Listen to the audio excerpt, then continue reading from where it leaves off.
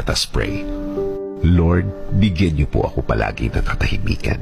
Katahimikan ng puso, isip at buong pagkatao. Sa pananahimik kong ito, hindi po ako malakas.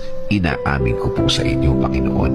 Ako po ay naghihina at alam ko po na kayo ang dapat kong kapitan. Alam kong kayo ang dapat kong paniwalaan na ang lahat ay magiging okay, ang lahat ay magiging maayos, ang lahat ay magiging tahimik.